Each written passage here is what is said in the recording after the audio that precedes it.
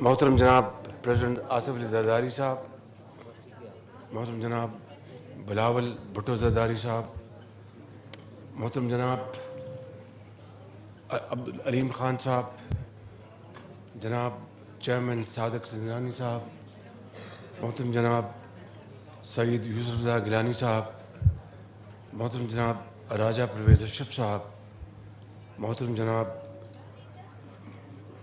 Professor Sajid Mir साहब, मोहतरम जनाब एजाजुल हक साहब, मोहतरम जनाब स्पीकर राजा परवेज़ अशरफ साहब, मोहतरम जनाब एहसन इकबाल साहब, मोहतरम जनाब नवीद कमर साहब, मोहतरमा शहरी रहमान साहिबा और अमीर मुकाम साहब, मोहतरम जनाब सेनेटर इसाक डार साहब, मोहतरम जनाब राना तनवीर साहब, इंतहाई काबिल एहतराम भाइयों बुज़ुर्गों और बहनों, अस्सलाम वालेकुम। आज हम यहाँ पर इकट्ठे हुए हैं। सबसे पहले अल्लाह ताला का लाख लाख शुक्र है कि एक इत्तेहाद और इत्तेफाक के साथ वफाक में एक इत्तेहादी हुकूमत दोबारा मार्ज़ वजूद में आई है और सूबों में पीपल्स पार्टी सिंध में, PMLN पंजाब में और बलूचिस्तान में वफाक की तरह एक मखलूत हुकूमत मार्ज़ वजूद में आई है। अब ये अवाम का फ़ैसला था जिसका हमें सबको एहतराम करना है कि उन्होंने जिस तरीके से ये मैंडेट दिया है मुख्तलिफ़ पार्टीज़ को। अब पूरा पाकिस्तान और पूरी दुनिया आपको बड़ी बारीक बिनी से ये देख रही हैं कि जिस तरह हमने मैंडेट दिया है इन पार्टीज़ को, इनमें कितनी सलाहियत है, इनमें कितनी ये कमिटमेंट है, कितनी ये डेडिकेशन है कि ये इस मैंडेट के अंदर रहते हुए किस तरह आवाम के जो मसाइल हैं और जो चैलेंजेस हैं उनका मुकाबला करते हैं। इस हवाले से मैं एक मरतबा फिर इन तमाम ज़ुअमा का शुक्रिया अदा करते हुए कि उन्होंने एक दफ़ा फिर मुझ नाचीज़ को, मेरे लीडर मियाँ मोहम्मद नवाज, डॉक्टर साहब आप तकल्लुफ़ क्यों करते हैं, आप इधर आए ना डॉक्टर साहब, इधर तशरीफ़ लाएं। और इन तमाम ज़ुअमा ने एक मुतफ़क्का मशावरत के बाद फ़ैसला किया कि मुझ नाचीज़ को दोबारा ये इज़्ज़त बख्शी है। इसके लिए जितना भी अल्लाह ताला का मैं शुक्र अदा करूं, हम सब वो कम है, लेकिन इससे ज़्यादा रब ताला से हमें उसके हजूर दुआ करनी है कि जो चैलेंजेस हैं वो यकीनन अगर मैं ये कहूँ कि हमालिया नुमा है तो ये लफ्ज़ भी शायद उन चैलेंज की सही तौर पर अक्कासी ना कर सके।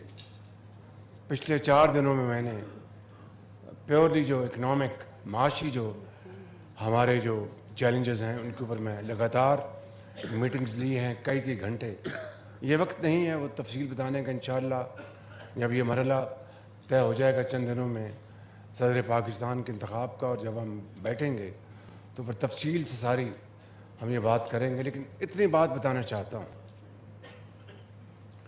कि होश रोबा ये चैलेंजेस हैं।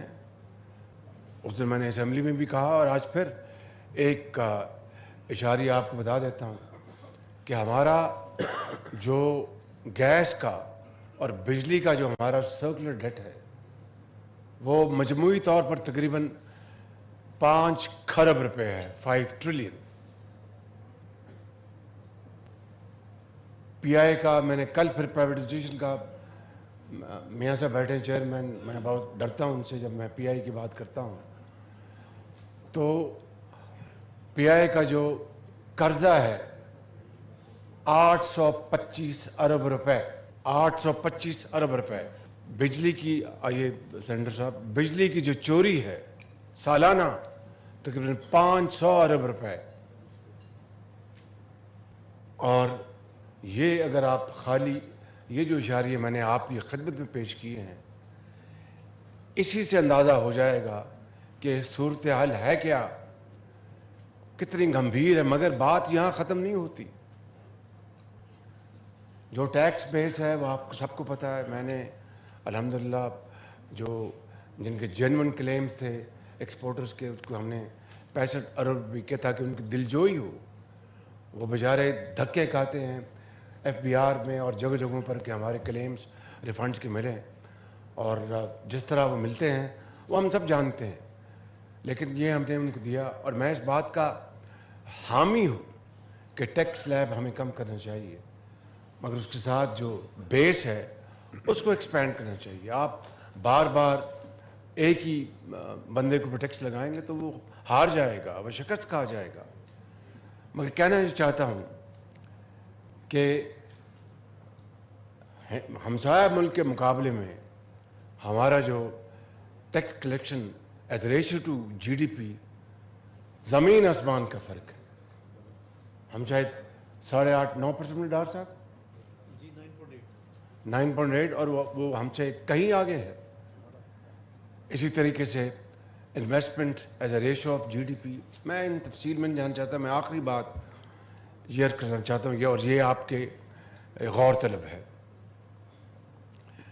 جتنے بھی یہ نقصان جو کر رہے ہیں ادارے، بلا کے سال کے کئی 100 ارب روپیہ غریب آدمی کا ٹیکس کا پیسہ نہیں ادھار لے کے وہ لاسز دیے جا رہے ہیں۔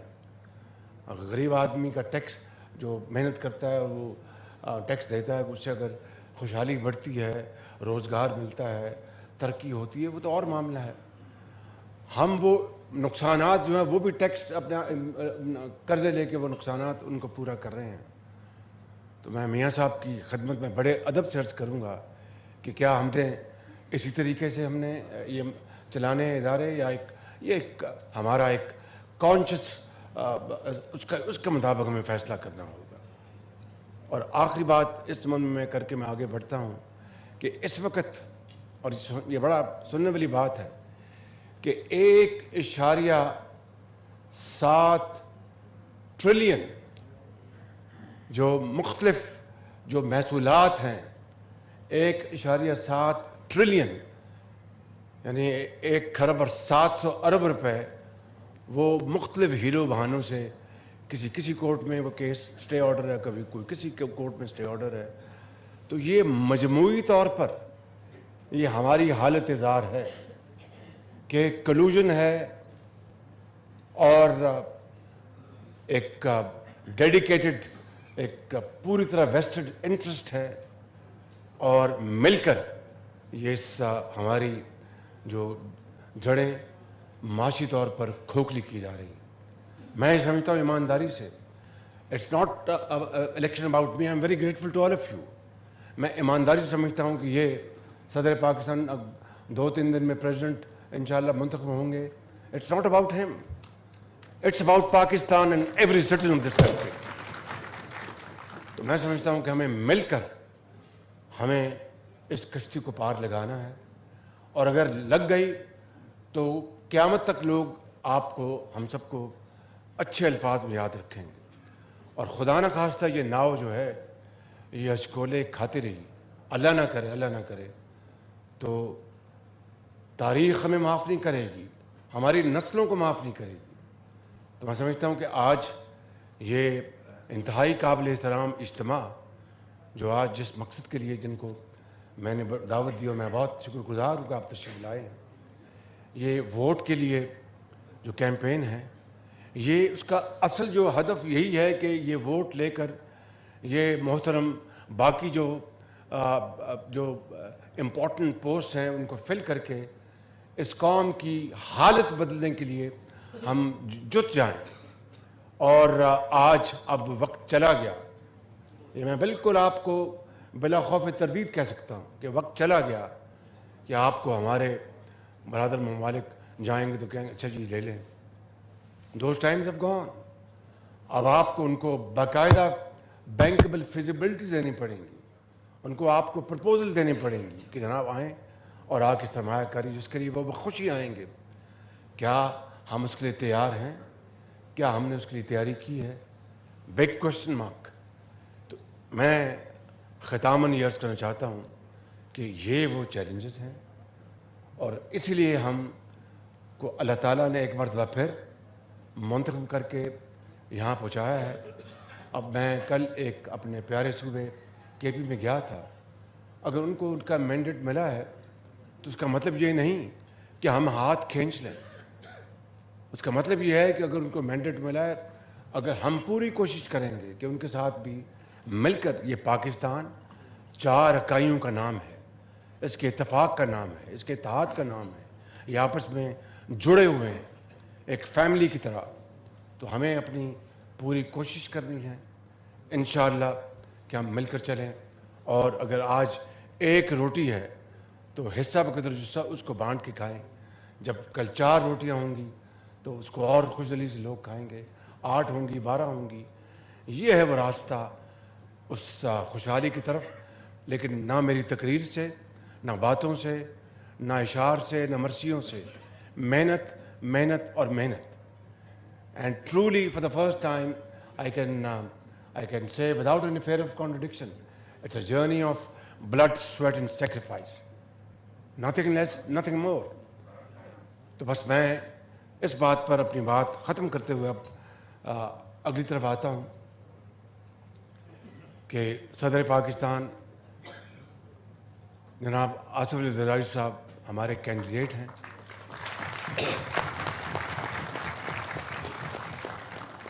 اور انشاءاللہ 9 تاریخ کو وفاق میں نیشنل اسمبلی، سینٹ اور صوبوں میں صوبائی اسمبلیاں انشاءاللہ انتخاب کریں گی. سب عزت اور ذلت اللہ تعالیٰ کے ہاتھ میں ہے، مگر خدا تعالیٰ کے فضل و کرم سے ہماری جو صوبوں میں، سینٹ میں اور نیشنل اسمبلی میں ایک اوور ویلمنگ میجورٹی ہے. مگر اس کا مطلب یہ نہیں کہ آپ نے ووٹ نہیں مانگنا. یہ ہمارا فرض ہے، فرض اولی ہے. ووٹ کے لیے ہم نے ہر جگہ پہنچنا ہے. میں نے آج سے 4 دن پہلے ہم نے مشاورت سے کمیٹی تشکیل دی تھی.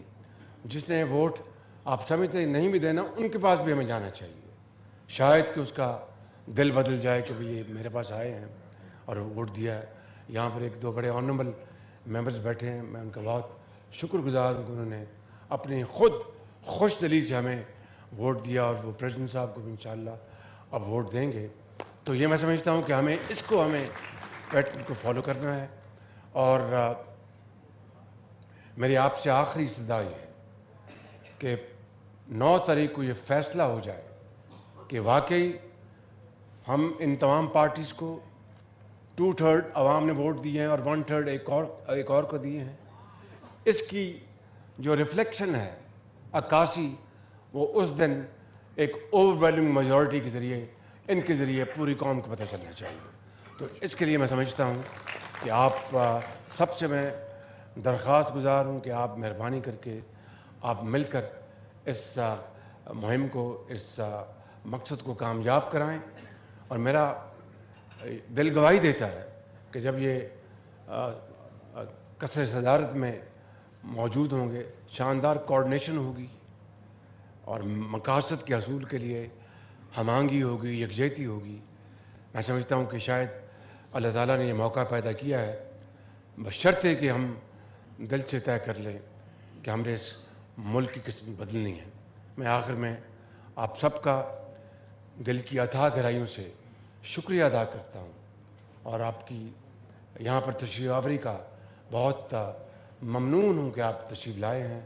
ہمیں حوصلہ ملا ہے کہ یہ 2018 نہیں 2024 ہے، اور جینون ایک پولیٹیکل ڈسپنسیشن ہے جن کے لیے ووٹرز اپنا خود انتخاب کر رہے ہیں.